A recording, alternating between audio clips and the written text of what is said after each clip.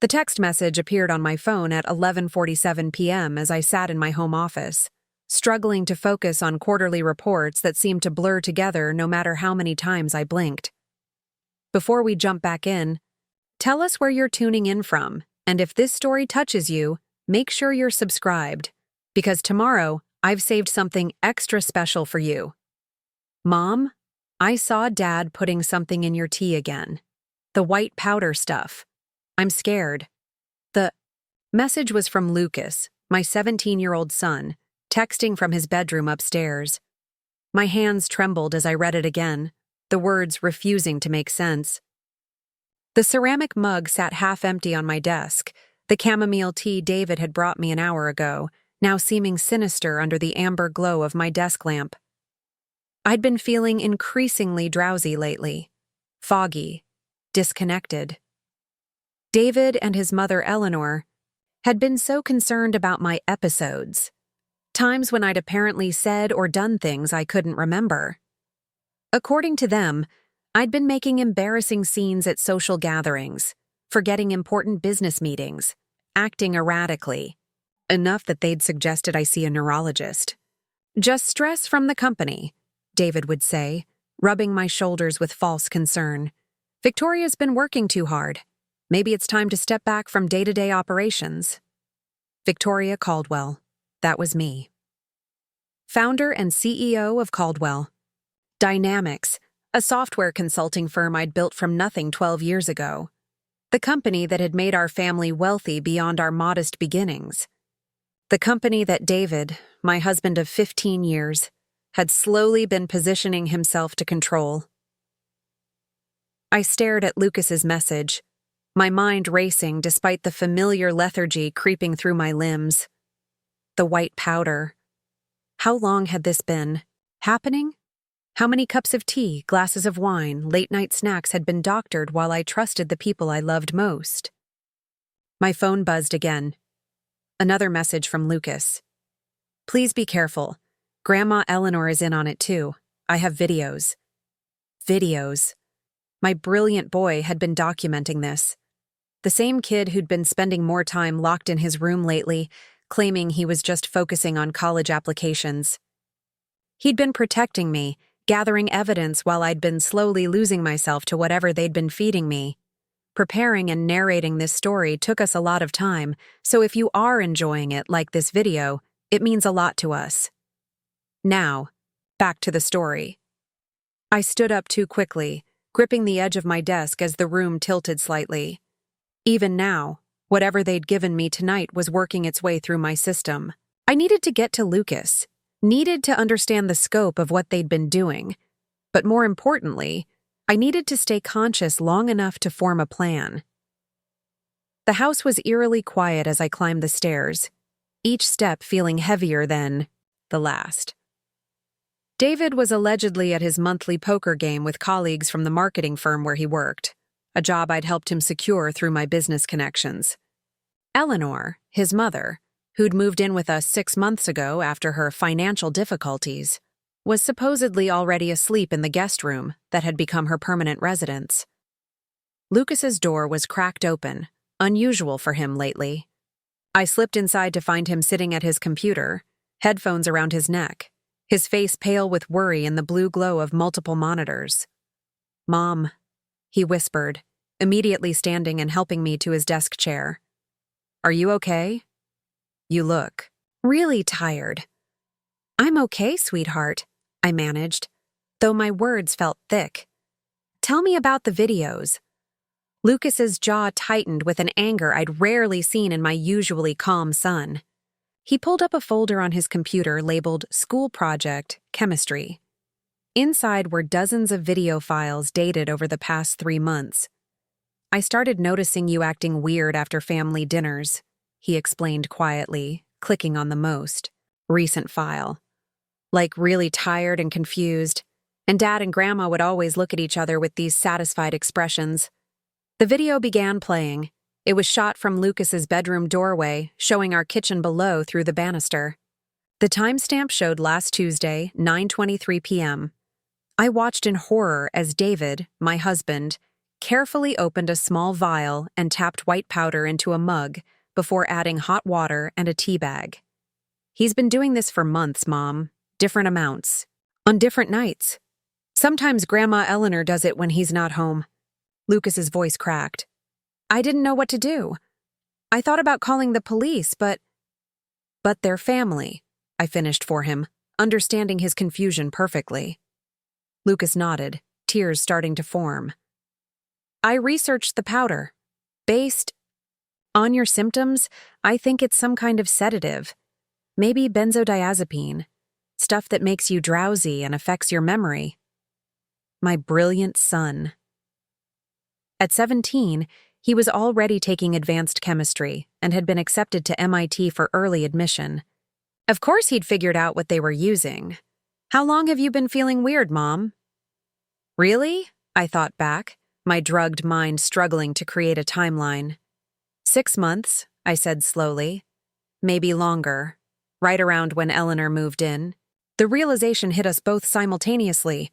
Eleanor hadn't moved in because of financial problems. She'd moved in to help David systematically drug me. Mom, there's more. Lucas pulled up another folder. I've been tracking your behavior patterns, your business meetings. Every time you have an important client presentation or board meeting, you get dosed heavier the night before. He showed me a spreadsheet he'd created, meticulously documenting dates, my symptoms, and corresponding business events. The pattern was undeniable. Major client meeting with Hartwell Industries, heavy dose, resulting in me arriving late and confused. Quarterly board review, another heavy dose, causing me to stumble through my presentation. They're trying to make you look incompetent, Lucas whispered. Dad's been meeting with some of your board members. I overheard him on the phone with Mr. Richardson last week talking about your declining mental state and the need for family intervention. Richardson, David Richardson, chairman of our board and my former mentor, the man I'd trusted to help. Guide Caldwell Dynamics to new heights. Of course, David would go to him first. What else do you know? I asked, fighting against the growing drowsiness. Lucas pulled up email screenshots on another monitor.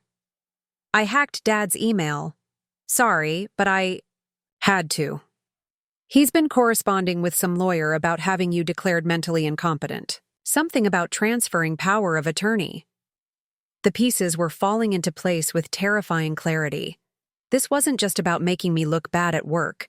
This was a systematic campaign to strip me of everything I'd built, everything I'd worked for, by making me appear mentally unstable. And Grandma Eleanor? She's been worse than Dad sometimes, Lucas said, his voice hardening. She's the one who suggested increasing the doses.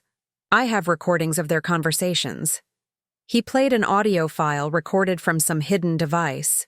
Eleanor's voice came through clearly. Victoria was too alert at the Henderson party. People might start to notice she's getting better. We need to be more consistent with the evening doses. David's voice responded, I know, but I'm worried about Lucas. He's been asking questions. Children adapt, Eleanor replied coldly. Besides, once Victoria's out of the picture, you'll have full control of the company and Lucas will thank us for the stability. I felt sick, and not just from whatever they'd given me tonight. The two people I'd trusted most in the world, aside from Lucas, had been systematically poisoning me for months, planning to steal my company, my life's work, and manipulating my own family in the process. Mom, we have to do something, Lucas said urgently, but we have to be smart about it. If they know we're onto them, they'll escalate, I finished. I could see it clearly now. If David and Eleanor realized their plan was discovered, they might increase the doses to dangerous levels or find other ways to silence us. I stood up slowly, my mind clearer now despite the sedatives. Anger was burning through the chemical fog, sharpening my focus. Lucas, I need you to copy all of this evidence to multiple secure locations. Cloud storage, external drives, everything. Already done, he said with a slight smile. I learned about redundancy from you, remember? My brilliant boy. We need to be careful over the next few days. Act normal. Let them think their plan is working while we prepare our counterattack. What are you thinking? I looked at my son, this brave young man who'd risked everything to protect me, and felt a cold determination settle in my chest. I'm thinking it's time they learned what happens when you try to destroy Victoria Caldwell. Lucas nodded solemnly. What do you need me to do? First, we document everything. Every dose, every conversation, every piece of evidence. Second, we identify all their co-conspirators. Who else is involved in this conspiracy? I walked to his window, looking out at the quiet suburban street where I'd thought we were building a happy life. And third, Lucas prompted. I turned back to my son, and for the first time in months, I felt completely clear-headed despite the sedatives in my system. Third, we give them exactly what they want. We let them think they're winning, right up until the moment we take everything away from them. The pharmaceutical fog in my brain was already being burned away by pure rage. David and Eleanor had made a critical mistake. They'd underestimated both my intelligence and my son's loyalty. They'd been so focused on their systematic poisoning that they'd never considered the possibility that Lucas might be watching, documenting, building a case against them. How long do we have? I asked, checking the time. It was nearly 1 a.m. Dad usually gets home around 2 a.m. from poker night. Grandma Eleanor takes her sleeping pills at 11 p.m. and sleeps until 8 a.m. Perfect. Tomorrow, I want you to act normally. Go to school, follow your regular routine. But I need you to set up a secure communication method, something they can't monitor. I already have burner phones, Lucas said, producing 2 cheap flip phones from his desk drawer. Bought them with cash last week when I realized how serious this was getting. I stared at my son with a mixture of pride and heartbreak. At 17, he shouldn't have needed to become a spy in his own home. But his resourcefulness might just save us both. There's something else, Mom, Lucas said hesitantly. I think they're planning something big soon. Dad's been making a lot of calls to Richardson, and Grandma Eleanor mentioned something about a medical intervention next week. What kind of medical intervention? I'm not sure, but she said something about Dr. Pemberton and involuntary commitment. Papers. Dr. Pemberton, our family physician for the past 8 years. A man I'd trusted with my health, my family's health. The thought that he might be complicit in this conspiracy sent a chill through me. Lucas, I need you to be very careful over the next few days. If they suspect you know anything, I'll be careful, he promised. But Mom, I'm not going to let them hurt you anymore. I pulled my son into a hug, feeling the weight of what we were facing. We're going to get through this, and when we're done, they're going to regret ever trying to mess with our family. As I made my way back to my bedroom, moving carefully to avoid alerting David and Eleanor, my mind was already working through the complexities of what lay ahead. This wasn't just about stopping their poisoning campaign. It was about exposing a conspiracy that reached into my business, my medical care, possibly even my legal representation. They'd been planning this for months, maybe longer. Every time, I'd felt confused. Every moment I'd questioned my own competence. Every embarrassing incident they'd attributed to stress. It had all been orchestrated. They'd been gaslighting me while systematically drugging me, creating the perfect storm to strip away everything I'd worked for. But they'd made one crucial error. They'd underestimated the bond between a mother and her son. Lucas had seen through their deception and had the intelligence and courage to document it. Now I had evidence. I had an ally. And most importantly, I had a clear understanding of what I was fighting. As I settled into bed, I heard David's car pulling into the driveway.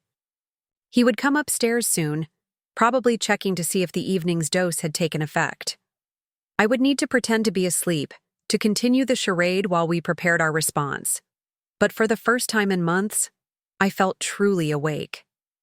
The fog of confusion and self-doubt that had clouded my judgment was lifting, replaced by the cold clarity of someone who had been wronged and was prepared to fight back. David and Eleanor thought they were close to victory. They thought they had successfully manipulated me into a position where they could swoop in and save everyone from my supposed mental decline. They had no idea that their carefully constructed house of lies was about to come crashing down around them. I heard David's footsteps on the stairs, heard him pause outside Lucas's room before continuing to our bedroom. The door opened quietly, and I could feel him standing there watching me in the darkness, probably satisfied that his wife was once again safely sedated and compliant. If only he knew that behind my closed eyelids, I was already planning his downfall. The next morning arrived with the cruel normalcy of every other day over the past 6 months. I woke to the sound of David's alarm at 6:30 a.m., his arm draped across my waist in what anyone observing would interpret as loving concern for his supposedly fragile wife. The irony made my skin crawl. "Morning, sweetheart," he murmured, pressing a kiss to my temple. "How are you feeling? You seemed pretty out of it last night." I forced my body to remain relaxed, my breathing steady. Still tired," I mumbled, letting my voice carry that now familiar, confused edge they'd grown accustomed to hearing. Did I finish my work? I can't remember." David's hand rubbed my back with practiced sympathy. "You fell asleep. At your desk again. I helped you to bed around midnight. The doctor said these episodes might get worse before they get better." "What doctor?"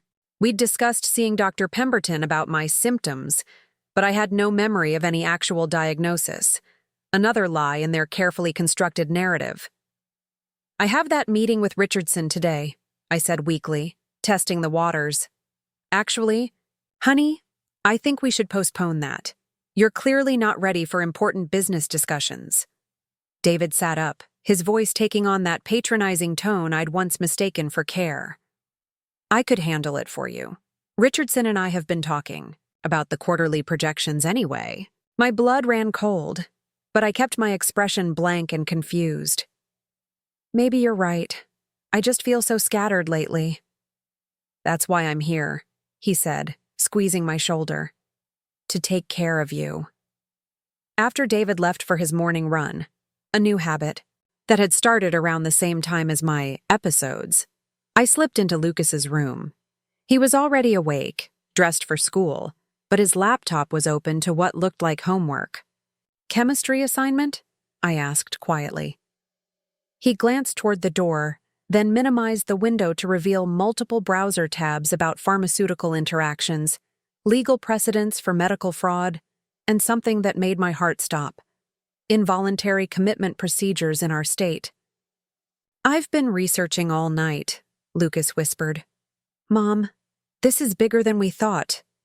He pulled up a document he'd been compiling. "I tracked Dr. Pemberton's medical records system, don't ask how, and there's no record of you ever being diagnosed with any neurological condition. But there are notes in your file that someone's been adding remotely." I leaned closer to read the screen. Entry after entry described symptoms I'd supposedly reported: confusion, memory loss, inappropriate social behavior, inability to focus on complex tasks, all dated and timed to coincide with important business events. "Who's been adding these?" "The IP address traces back to Dad's laptop." "He's been building a medical history for you without your knowledge." My hands clenched into fists. "What else?" Lucas opened another tab. "I found the medication. It's called Rohypnol, the date rape drug. Small doses over time can cause exactly the symptoms you've been experiencing: memory loss, confusion, drowsiness." The room spun slightly as the full implications hit me. They hadn't just been drugging me. They'd been using a substance specifically designed to incapacitate and rob someone of their ability to form memories. How many important decisions had I made while under the influence?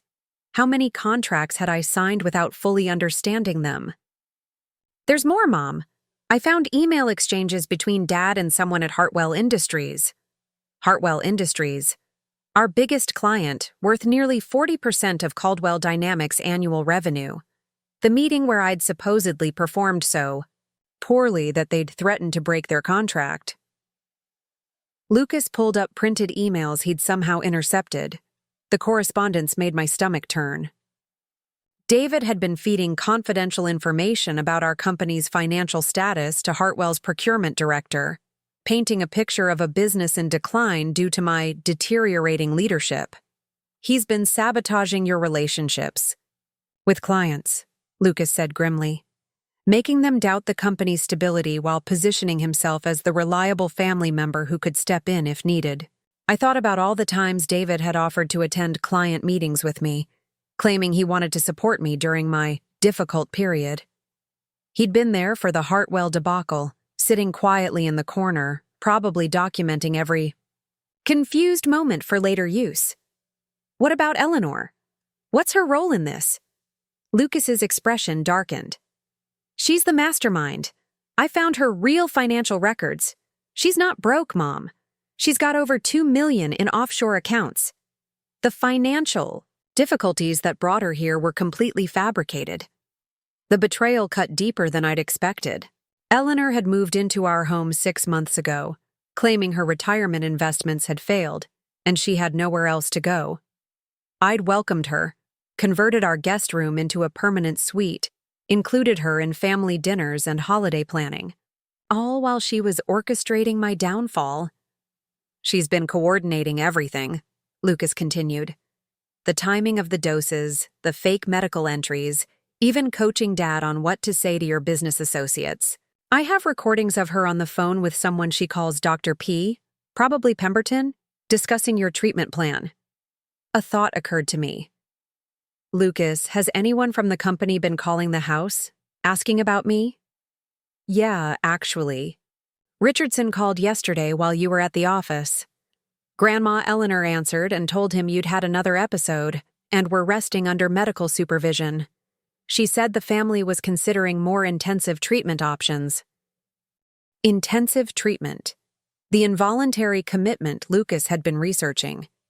They were accelerating their timeline. We need to move faster than I thought, I said, checking the time. How long until Dad gets back from his run? 20 minutes. Usually? Okay, I need you to do something for me today, but it's going to be risky. Lucas straightened up. What do you need?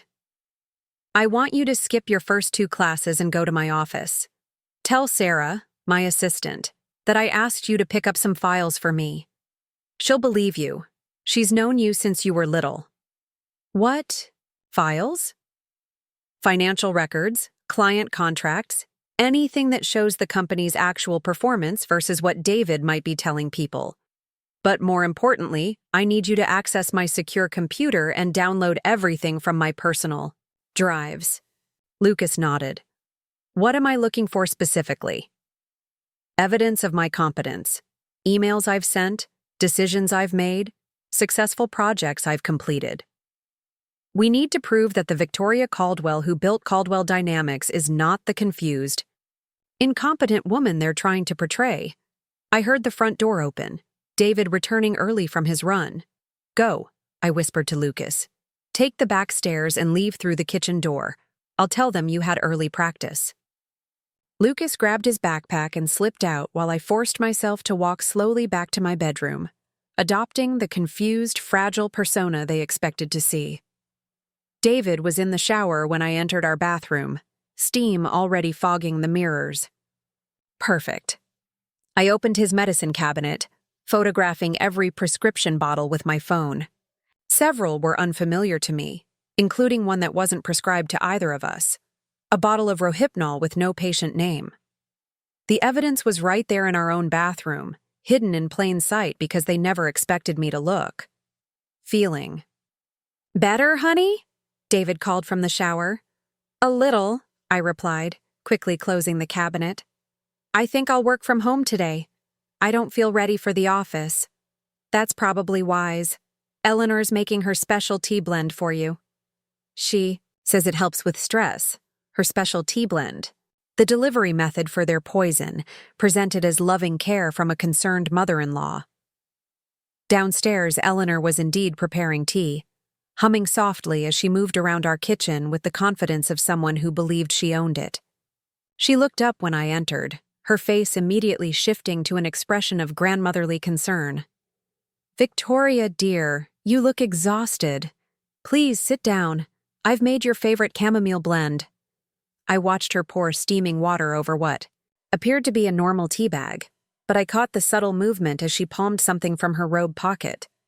The white powder Lucas had filmed her using. "Thank you, Eleanor," I said, accepting the mug. "You're so thoughtful." "Family takes care of family," she replied, settling into the chair across from me with her own cup, notably prepared from a different teapot. "David tells me you're having another difficult day." "I just feel so confused lately," I said, letting despair creep into my voice. "Sometimes I can't remember important meetings or conversations. It's frightening." Eleanor's eyes glittered with what I now recognized wasn't sympathy, but satisfaction. "Have you considered that perhaps you're pushing yourself too hard? A woman your age, trying to run a complex business while managing a household? It's simply too much stress." A woman my age. I was 42 years old, in excellent health, with an MBA from Wharton and 12 years of successful business leadership. But in Eleanor's narrative, I was an overextended housewife playing at being a businesswoman. "Maybe you're right," I said, raising the mug to my lips but not drinking. "David's been suggesting I step back from day-to-day operations. David is very wise. He has such a good head for business, and he understands the industry better than most. Perhaps it's time to consider letting him take on more responsibility." The mug was warm against my palms, the chamomile scent mixing with whatever drug I added. I needed to dispose of it without Eleanor noticing. "I should probably get ready for work," I said, standing carefully. "Even if I work from home today." "Of course, dear. But drink your tea first. It will help you focus." I took the mug with me, ostensibly to sip while getting dressed. In the privacy of our bedroom, I poured the entire contents down the bathroom sink, rinsing the mug thoroughly before refilling it with plain water from the tap. By the time I returned downstairs, Eleanor was on the phone in the living room, her voice low but still audible from the kitchen. "Yes, she's having another episode this morning." No, she couldn't even remember her meeting with Richardson. "I think it's time to implement the next phase." I crept closer, straining to hear more. "David agrees that she's becoming a danger to herself and the business. The documentation is complete, and Dr. Pemberton has agreed to sign the necessary papers. Tomorrow would be ideal." Yes, tomorrow. Whatever they were planning would happen tomorrow. I backed away silently, my mind racing. They were moving faster than we'd anticipated, which meant Lucas and I had less time to gather evidence and formulate our counterattack.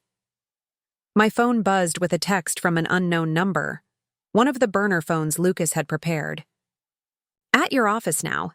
Sarah thinks you have food poisoning. Found something big in your email archive. Someone's been deleting your sent messages.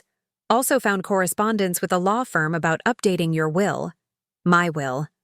I hadn't updated my will recently, but apparently someone had been inquiring about it on my behalf. The pieces of their plan were becoming clearer. Destroy my credibility, have me declared incompetent, then ensure that David inherited control of everything if something happened to me. I texted back, "Download everything. Also need you to call Richardson's office and schedule an emergency meeting for this afternoon. Tell them it's about David's unauthorized communications with clients." On it. "Mom, there's something else. I found emails between Dad and a private psychiatric facility. They have a bed reserved for you starting tomorrow." The involuntary commitment. They weren't just planning to have me declared incompetent. They were planning to have me physically removed from my home and business, locked away where I couldn't defend myself or my company. I looked around our kitchen, this space where I'd cooked thousands of family meals, where Lucas had done homework at the counter, where David and I had once planned our future together. They were going to take all of it away from me, and they'd been planning it for months. But they'd made one critical error. They'd underestimated both my intelligence and my son's loyalty. They thought they'd successfully drugged me into compliance. But instead, they'd awakened something far more dangerous. A mother protecting her child, and a woman fighting for everything she'd built. Eleanor returned to the kitchen, her phone call apparently complete. "Feeling better, dear?" she asked, noting the empty mug in my hand. "Much better," I lied, managing a grateful smile. "Your tea always helps." "Wonderful. David should be leaving for work soon. Perhaps you should rest today, gather your strength." "That's exactly what I plan to do," I replied. What I didn't say was that I planned to rest like a predator before the hunt, gathering my strength for the fight of my life. By noon, I had transformed our home office into a war room, while Eleanor bustled around downstairs, probably preparing another drugged meal. I sat at my computer with crystal-clear focus for the first time in months. The evidence Lucas had gathered from my office painted a picture of systematic corporate sabotage that went far beyond simple marital betrayal. My personal email archive, which I'd thought contained routine business correspondence, had been selectively edited. Dozens of successful project completions, satisfied client communications, and strategic decisions had been deleted. What remained was a carefully curated collection of messages that made me appear scattered, unreliable, and increasingly dependent on David's input. But they'd made a crucial mistake. As CEO, I had automatic backup systems they didn't know about. Every email sent from my corporate account was archived on secure servers that only I could access. Lucas had managed to retrieve 3 months of deleted correspondence, and the contrast was damning. The deleted emails showed a competent executive successfully managing complex client relationships, making strategic decisions, and maintaining the company's growth trajectory. The remaining emails told the story of a confused woman gradually losing her grip on reality. The narrative had been crafted with surgical precision. My phone rang, Richardson's direct line. "Victoria," his voice carried that paternal concern. I'd grown to hate. "David called me this morning. He's worried about you." "I'm fine, Richard," I said, allowing just a hint of confusion to color my voice. "Though I have been feeling overwhelmed lately." That's exactly what David mentioned. He thinks it might be time to consider bringing in additional executive support, perhaps transitioning some of your responsibilities while you focus on your health. I gripped the phone tighter. "What kind of transition?" "Nothing dramatic. David has some excellent ideas about restructuring the leadership team. He's been talking to several board members about it, and we think it could benefit everyone." Several board members. This conspiracy reached deeper into my company than I'd realized. "Could we discuss this in person?" I asked. "This afternoon, perhaps?" "Of course," though David suggested I coordinate any meetings through him, given your recent episodes. He doesn't want you to feel pressured. "Richard, I founded this company. I think I can manage a simple meeting with my own board chairman." There was a pause. "Victoria, your tone. This is exactly the kind of volatility David's been concerned about." I closed my eyes, forcing my voice back to the meek uncertainty they expected. "I'm sorry. You're right. I've been so emotional lately. Should I ask David to join us?" "That might be best. Shall we say 3 o'clock in my office?" After hanging up, I immediately called the burner phone number. "It's worse than we thought," I told Lucas when he answered. "Richardson is completely compromised. They've convinced multiple board members that I'm unstable." I figured something like that. "Mom, I'm still at your office, and Sarah's been getting calls all morning from board members asking about your condition. Someone's been spreading word that you're having a breakdown." I walked to the window, watching Eleanor in the garden below. She was on her phone again, gesturing animatedly as she spoke. Probably coordinating the next phase of their plan. "Lucas, I need you to do something that might be dangerous." "I'm listening." "I need you to get into Dr. Pemberton's office. His patient files, specifically mine, If they're planning to have me committed tomorrow, there has to be documentation supporting their claims. How am I supposed to get into a doctor's office? Tell his receptionist you're picking up test results for me. You've done it before for routine things. But this time, I need you to find a way to see what's actually in my file versus what they've been telling me. Mom, that's breaking and entering. Lucas, they're planning to have me locked in a psychiatric facility tomorrow.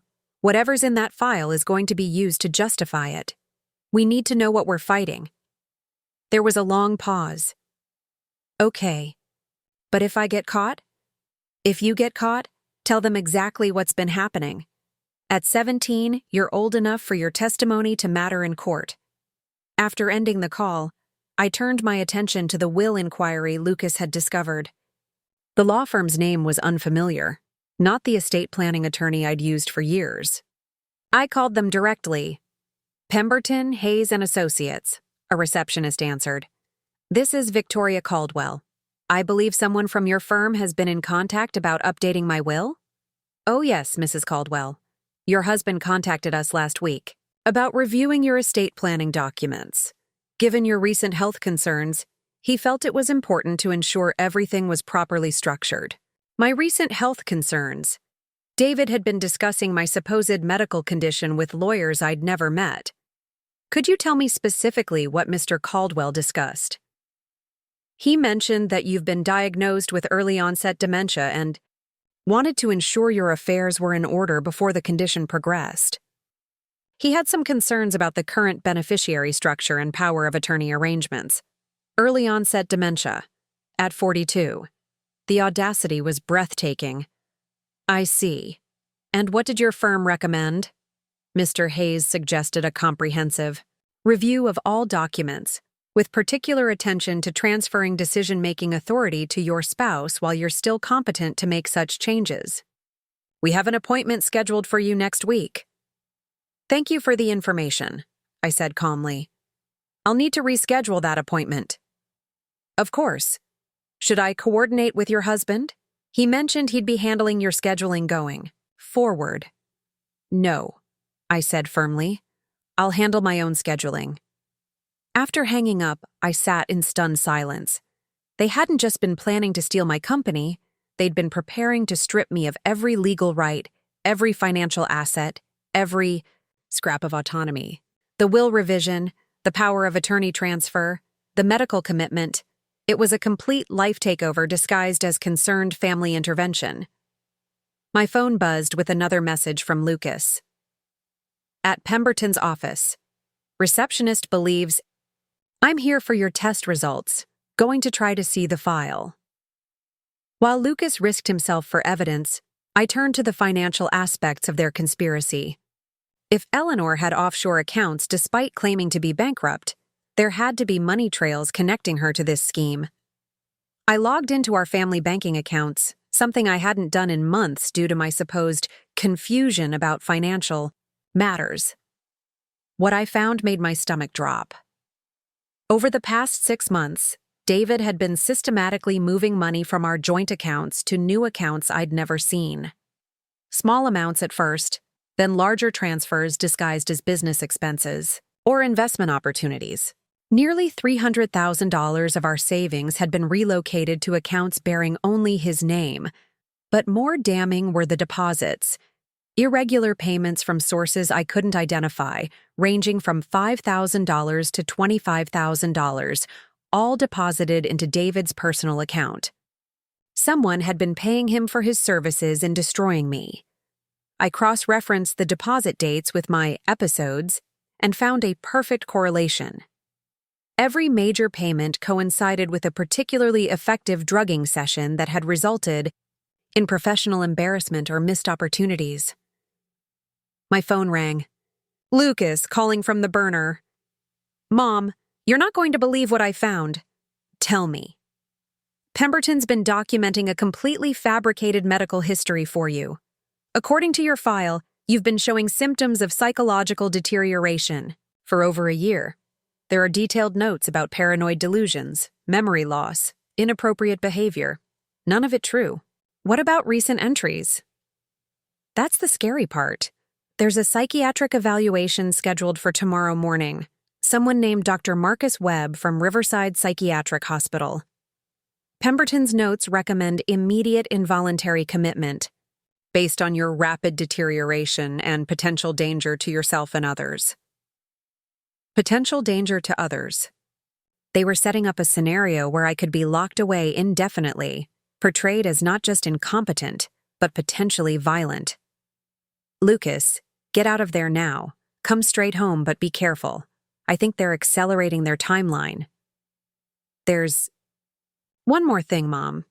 I photographed everything, but there was a note in your file about Lucas, that's me, showing signs of emotional disturbance due to your condition. They're planning to have me evaluated too. The room tilted around me. They weren't just coming for my business and my freedom, they were planning to take my son, probably to eliminate the only witness to their systematic abuse. Get home. Now. We're running out of time. 20 minutes later, Lucas burst through the front door, his face flushed with adrenaline and fear. Eleanor looked up from her afternoon tea preparation with surprise. Lucas, why aren't you in school? Half day, he lied smoothly. Teacher development. Meetings. How wonderful. Your mother's upstairs resting. Perhaps you could check on her. She seemed quite confused this morning. Lucas nodded and headed upstairs, but not before I noticed Eleanor reaching for her phone the moment she thought he was out of sight. In my office, Lucas spread out the photographs he'd taken of my medical file. The documentation was professionally crafted, building a case for mental incompetence with the precision of a legal brief. Every supposed symptom was carefully dated and cross-referenced with witnesses, primarily David and Eleanor. They've been planning this for over a year, Lucas said grimly. Look at the early entries. They start right after you hired that new marketing consultant last year. The new marketing consultant, Marcus Webb from a small firm called Webb Strategic Solutions. We'd hired them to handle a minor product launch, and David had insisted on managing the relationship personally. Lucas, what was the name of the psychiatrist mentioned in the file? Dr. Marcus Webb, from Riverside Psychiatric Hospital. The same Marcus Webb. They'd been infiltrating my business and my medical care simultaneously, using the same person to build both the financial case for incompetence and the medical justification for commitment.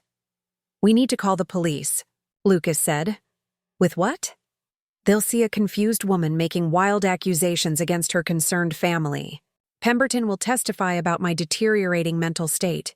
Richardson will confirm that I've been incompetent at work, and they'll have David's testimony about my erratic behavior at home. But we have evidence. We have recordings that could be dismissed as misunderstandings, financial records that David could claim he was managing due to my incompetence, and medical files that support their narrative. Against their word, a successful businessman, a concerned mother-in-law, and multiple medical professionals, our evidence might not be enough. Lucas looked defeated. So what do we do? I looked at my son, this brave, intelligent young man, who'd risked everything to save me, and felt something cold and determined settle in my chest. We don't just defend against their attack, I said quietly. We turn their own weapons against them. What do you mean? I opened my laptop and began typing.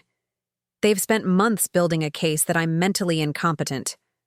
But what if that incompetence included making decisions that seemed irrational at the time, but were actually strategically brilliant? I don't understand. Lucas, they think they know everything about my business, my finances, my plans. But there are things I've done over the past year that even David doesn't know about.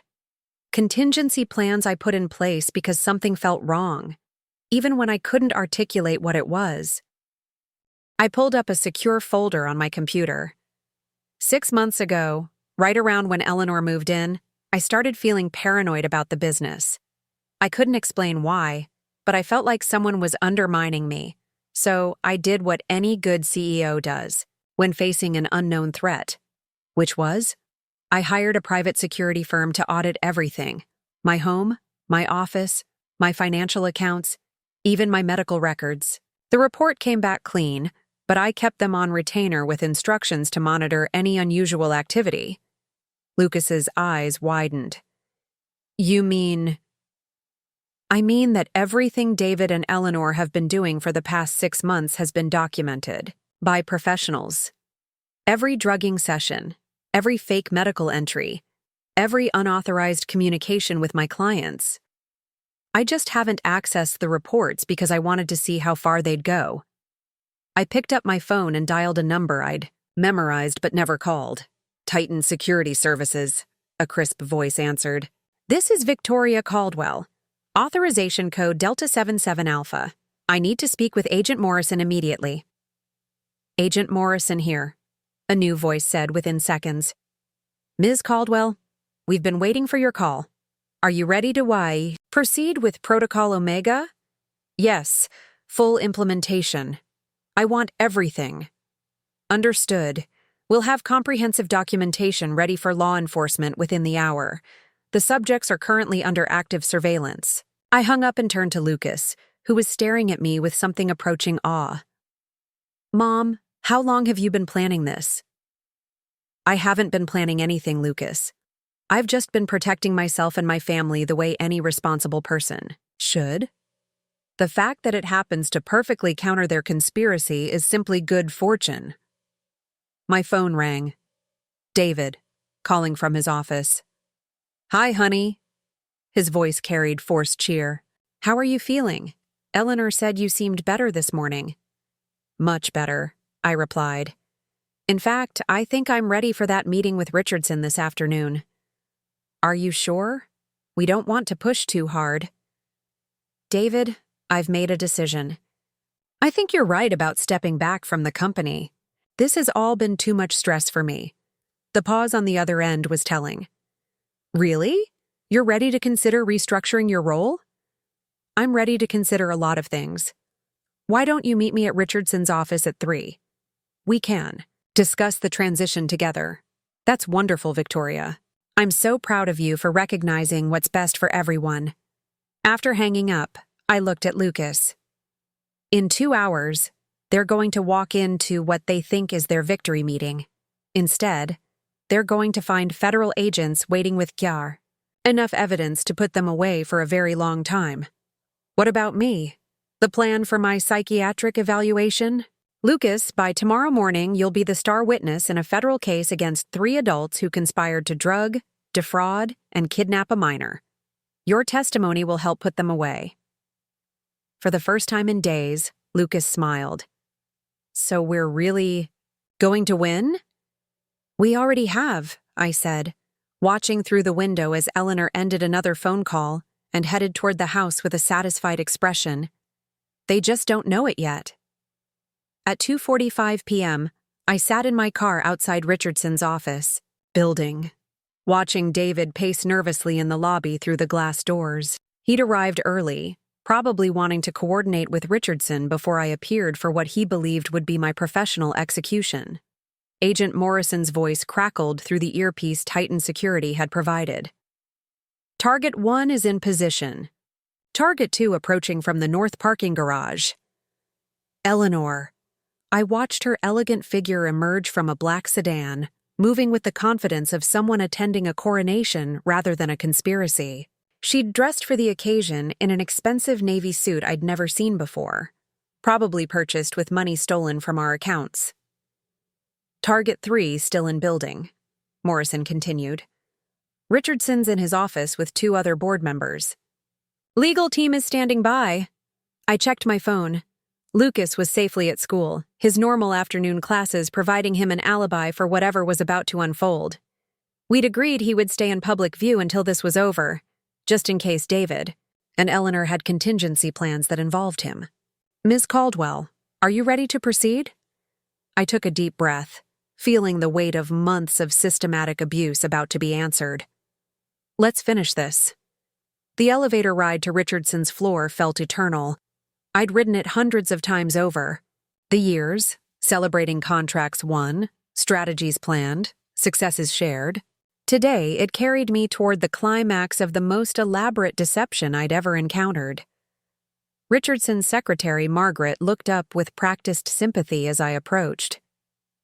"Victoria, dear, how are you feeling? David mentioned you've been having a difficult time." "Much better today, actually," I replied. "Clearer than I've been in months."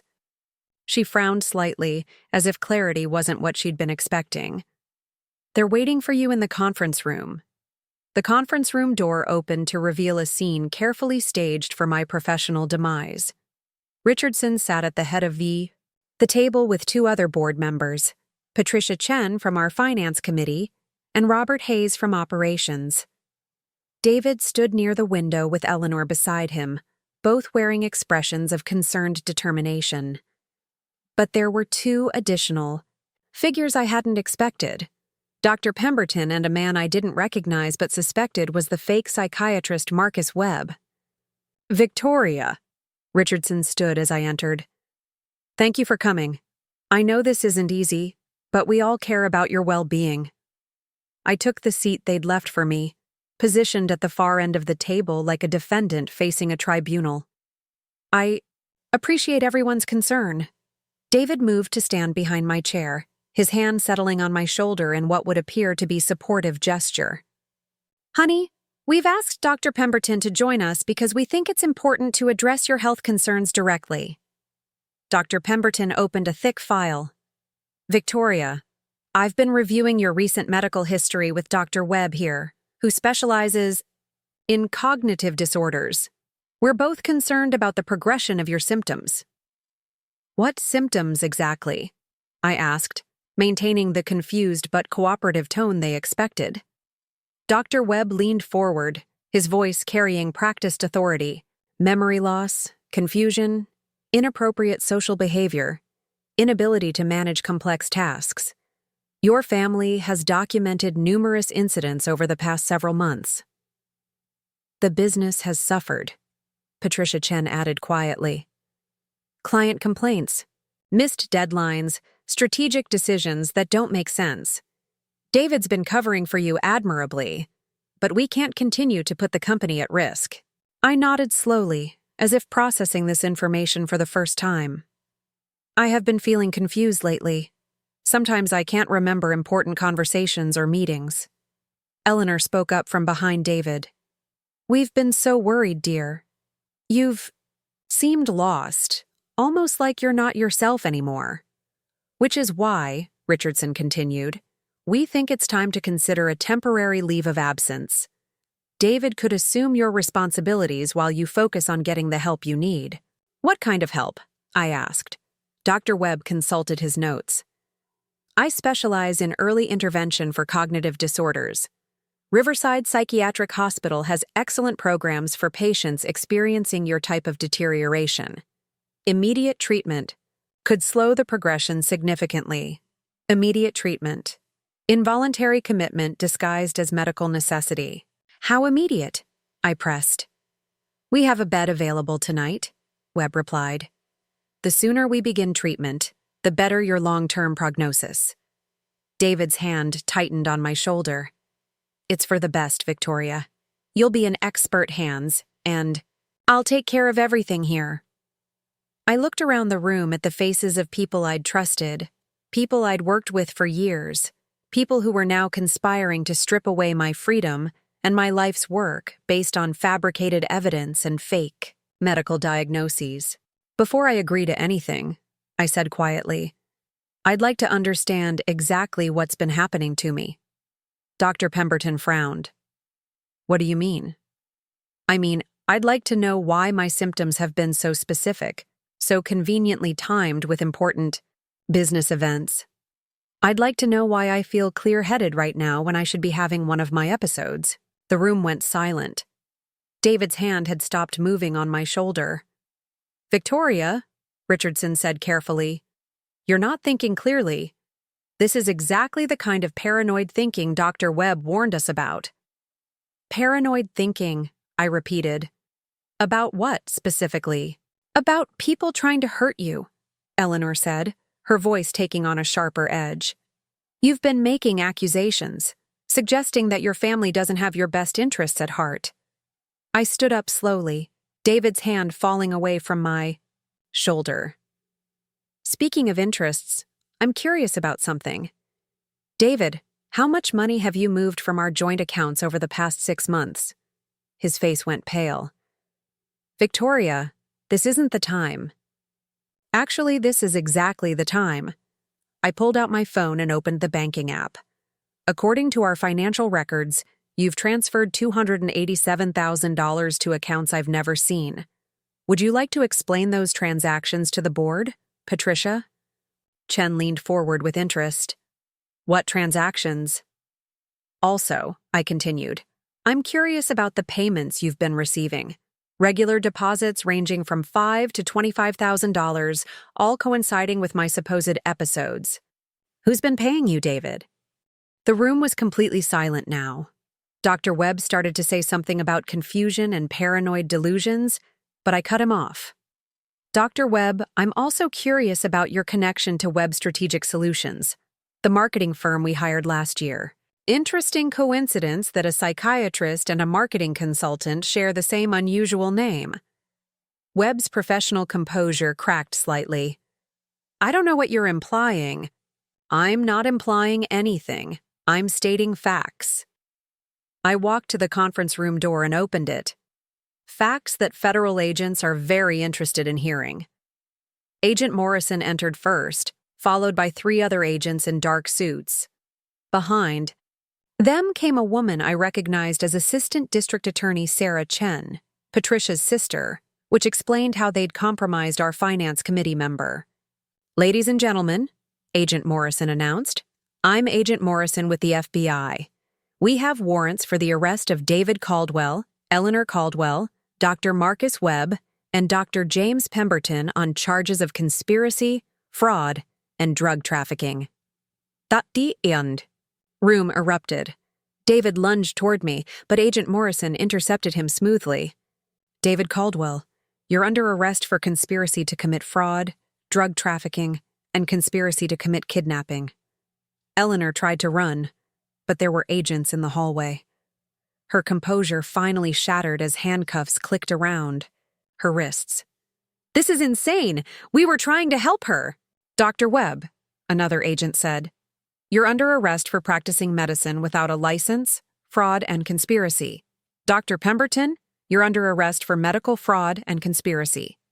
Richardson and the other board members sat frozen as the people they'd trusted to guide them through my medical crisis were led away in handcuffs. I don't understand, Richardson stammered. Victoria, what's happening? Agent Morrison answered for me. Mr. Richardson, your CEO has been the victim of a systematic poisoning campaign designed to make her appear mentally incompetent. We have 6 months of surveillance evidence documenting the conspiracy. He produced a tablet and began showing surveillance footage to the stunned board members. David adding powder to my tea. Eleanor coordinating timing over the phone.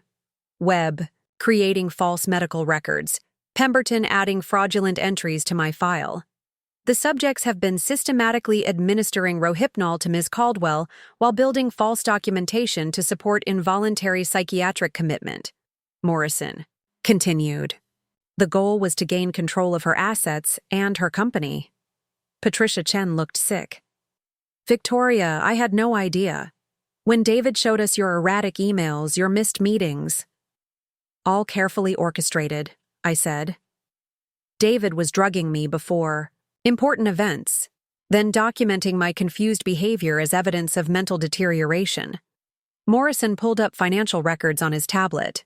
We've also uncovered evidence of systematic theft from family accounts and payments from an unknown source for services rendered in this conspiracy.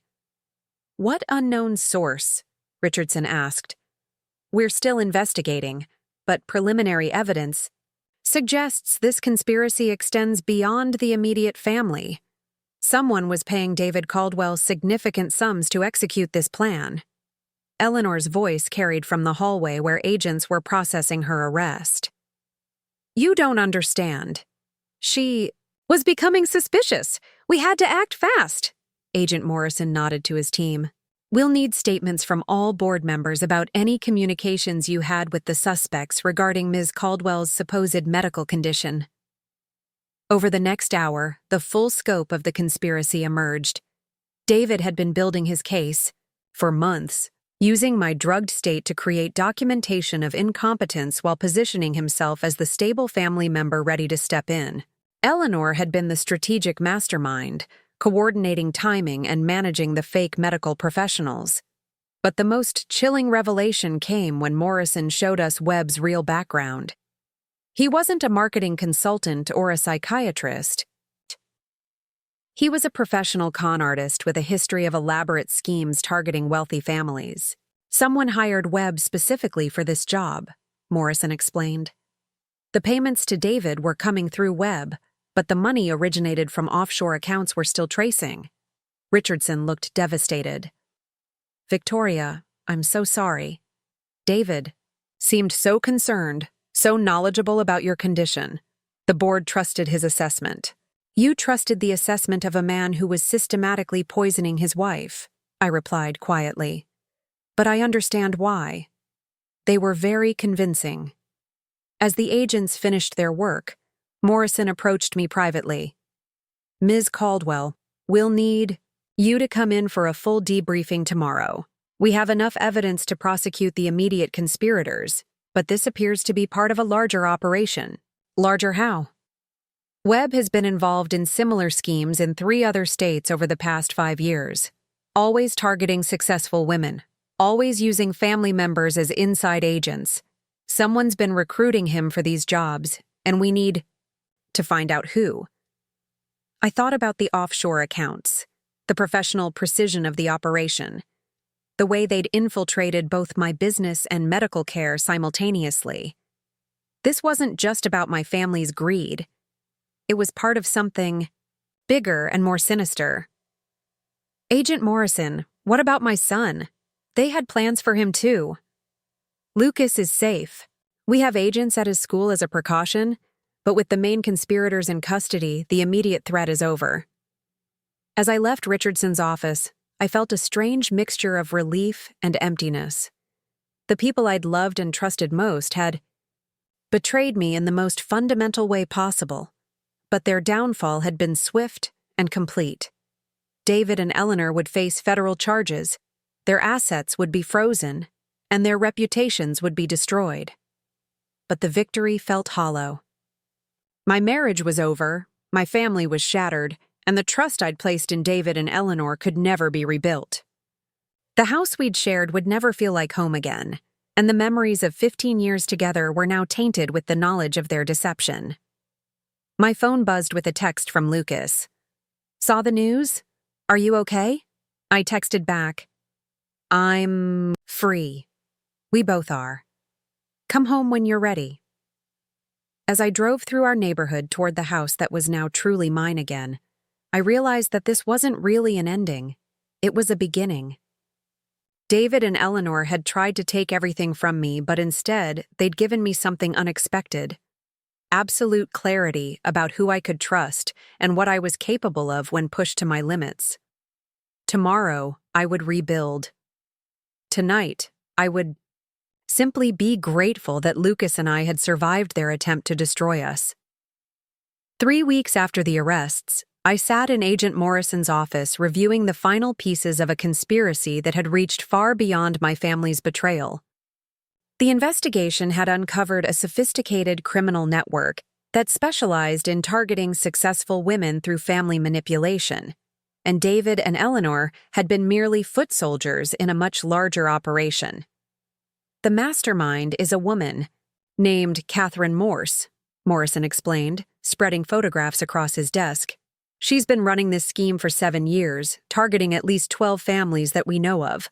Webb was her primary operative. I studied the photos of an elegant woman in her 50s, someone who could easily blend into any corporate or social setting. How does she choose her targets? Successful women with substantial assets and family members who can be corrupted.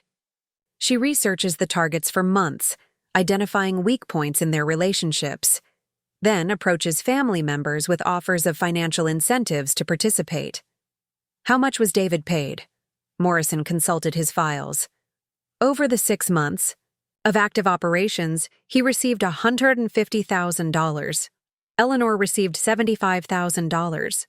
But Morse's cut from a successful operation would have been much larger, potentially millions once she gained control of your assets. The scope of the betrayal was still difficult to process. David hadn't just been drugging me for his own gain. He'd been working for a criminal organization that viewed me as nothing more than a profitable target. What about the others?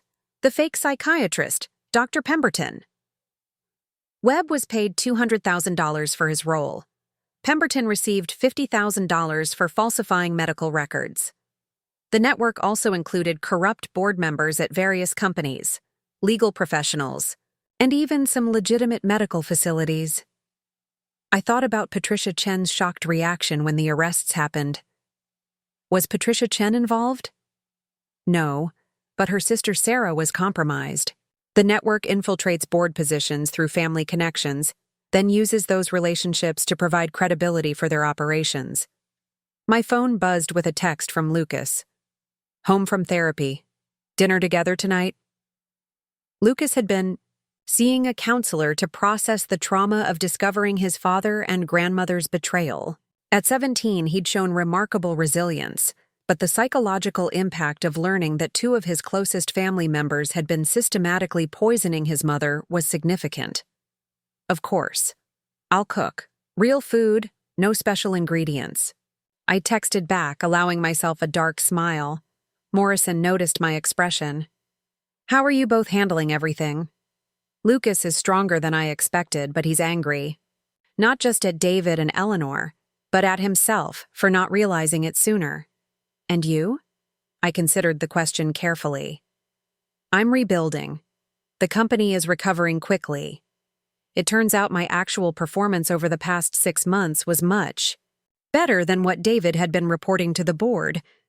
But personally, I trailed off, thinking about the empty house that no longer felt like home, the bedroom I'd shared with David that I'd now converted into a second office, the family photos I'd packed away because they reminded me of lies. The divorce should be finalized next month, I continued. David's assets are frozen pending restitution, so there won't be much to divide anyway. Eleanor's offshore accounts have been seized, and she's facing additional charges for money laundering.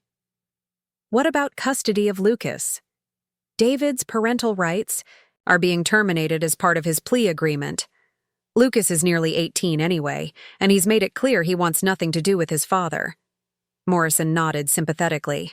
For what it's worth, your son's evidence and testimony were crucial in breaking this case. Without his documentation, we might never have uncovered the larger network. He saved us both, I agreed, though the cost was watching his father try to destroy his mother. The agent leaned back in his chair. Ms. Caldwell, there's something else we need to discuss. Morse is still at large, and we have reason to believe she might attempt retaliation. My blood ran cold. What kind of retaliation? Her previous operations were all completed successfully. You're the first target who discovered the conspiracy and fought back. That makes you a threat to her entire business model. Are you saying we're still in danger? We're taking precautions. Your home has been equipped with a security system and will maintain surveillance for the next few months, but we wanted you to be aware of the possibility. Driving home through the suburban streets where I'd once felt safe, I reflected on how completely my life had changed. The woman who'd sat in her home office 3 weeks ago, confused and drowsy from systematic poisoning, barely resembled the person I'd become. The betrayal had stripped away my illusions about trust and family, but it had also revealed reserves of strength I hadn't known I possessed. At home, Lucas was waiting in the kitchen with grocery bags and a determined expression. I'm making dinner tonight, he announced. And before you ask, yes, I checked every ingredient myself. We'd developed a dark humor about food safety that probably wasn't entirely healthy, but it helped us process the surreal reality of our situation. For months, every meal in our home had been potentially dangerous. Every cup of tea a possible weapon. How was therapy today? I asked. helping him unpack ingredients for what appeared to be homemade pasta. Dr. Martinez thinks I'm developing trust issues, Lucas said with a wry smile. Apparently, watching your father systematically poison your mother can have that effect. Are you okay with that assessment? Lucas paused in his chopping of vegetables. Mom, I've been thinking about something. What if we hadn't figured it out? What if I hadn't noticed the powder, hadn't started recording? But you did notice. You did start recording. But what if I hadn't?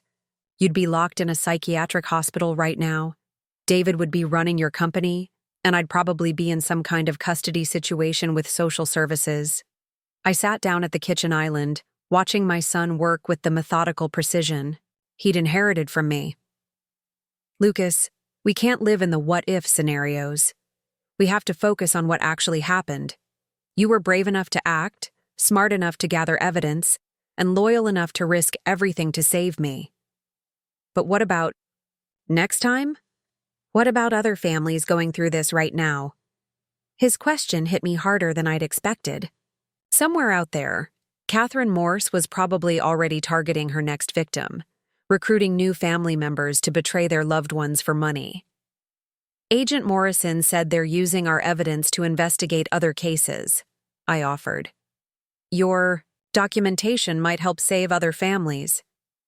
That's not enough, Lucas said, his voice taking on an intensity I recognized as my own. Mom, we could do more. What do you mean? He set down his knife and turned to face me. I've been researching this network. The pattern is always the same. They target successful women who trust their families completely. What if there was a way to warn people, to help them recognize the signs? I stared at my 17-year-old son, this young man who'd been forced to grow up too quickly but had emerged from trauma with a desire to help others. What are you thinking? A foundation, maybe. Or a consulting firm that helps people audit their own situations for signs of manipulation. Something that could prevent other families from going through what we went through. The idea was compelling.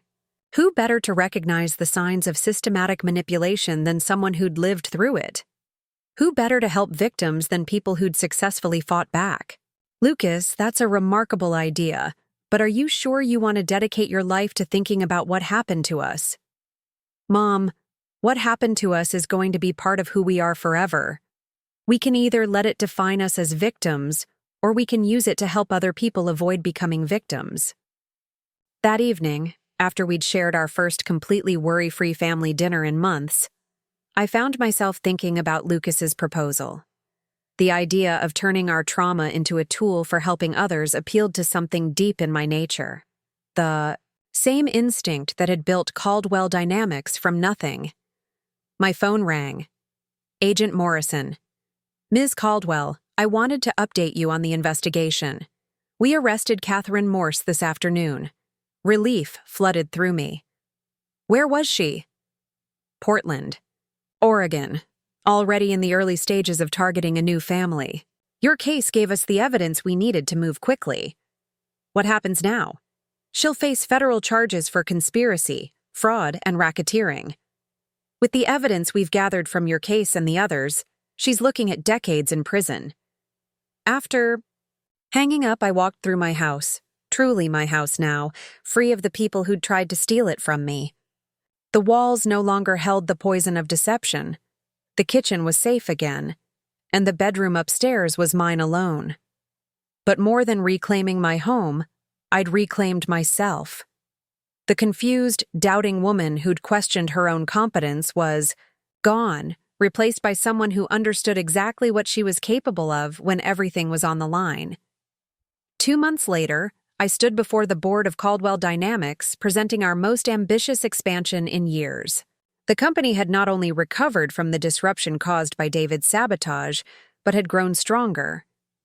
Without his undermining influence, our client relationships had flourished, our projects had succeeded beyond expectations, and our reputation had been enhanced by the story of how we'd overcome internal betrayal. The Caldwell Foundation for Family Security will operate as a separate entity, I explained to the board, but it will be funded by company profits and staffed by professionals who understand the psychology of financial manipulation. Richardson, who'd been working hard to rebuild trust after being deceived by David, raised his hand. What will the foundation actually do? 3 things, I replied, consulting the presentation Lucas had helped me prepare. First, we'll provide free security audits for families who suspect they're being manipulated. Second, we'll train law, enforcement, and medical professionals to recognize the signs of systematic abuse. Third, we'll provide legal and financial support for victims who are fighting back. And Lucas will be involved? I smiled, thinking of my son who was now planning to study both business and psychology at MIT. Lucas will intern with the foundation during college breaks, but his primary focus will be his education. He's already done more than any 17-year-old should have to do. After the board meeting, I returned to my office to find a package waiting on my desk. Inside was a letter from a woman in Phoenix whose family had attempted something similar to what David and Eleanor had done to me. The FBI had connected her with our case, and she wanted to thank us for providing the evidence that helped her fight back. "Your son's documentation techniques saved my life," she wrote. "I used his methods to gather evidence against my own family, and now they're facing charges instead of me facing commitment. Please tell him that his courage gave me courage." I forwarded the letter to Lucas, who texted back immediately, "This is why we have to keep fighting." That evening, I sat in my home office, the same room where I'd first learned about David's betrayal, where I'd planned my counterattack, where I'd begun to rebuild my life. Through the window, I could see the garden where Eleanor used to take her phone calls, coordinating my destruction while pretending to tend to my flowers. But instead of anger, I felt something else. Purpose. David and Eleanor had tried to take everything from me, but their failure had given me something more valuable than what they'd attempted to steal. They'd given me clarity about what mattered, strength I hadn't known I possessed, and a mission that could help prevent other families from suffering the same betrayal. My phone buzzed with a text from Lucas. Agent Morrison called. 3 more families have been identified as Morse's targets, the Foundation's first cases. I smiled, thinking about the woman I'd been 6 months ago, confused, drugged, questioning her own competence while the people she loved most systematically destroyed her life. That woman was gone, replaced by someone who understood that the best revenge wasn't just stopping your enemies, but building something better from the wreckage they left behind. "Tell Morrison we're ready," I texted back. "Time to get to work." Outside my window, the sun was setting over the neighborhood where I'd thought I was building a happy family life. I'd been wrong about the family part, but I'd been right about building something lasting. David and Eleanor had tried to tear down everything I'd created, but instead, they'd simply cleared the ground for something bigger and more important. The Caldwell Foundation would help other families avoid our fate. Lucas would grow into the remarkable man he was already becoming, and I would continue building, creating, and fighting, not just for myself, but for everyone who'd ever been betrayed by people they trusted. After all, the best way to honor survival isn't just to rebuild what was taken. It's to ensure that others don't have to fight the same battles alone. In the end, David and Eleanor had been right about one thing. I had been changed by our experience. But not in the way they'd intended. Instead of being destroyed by their betrayal, I'd been forged into something stronger, clearer, and more determined than ever. They'd tried to make me a victim. Instead, they'd made me a guardian. Up next, you've got 2 more standout stories right on your screen. If this one hit the mark, you won't want to pass these up. Just click and check them out. And don't forget to like, subscribe, and turn on the notification bell so you don't miss any upload from us.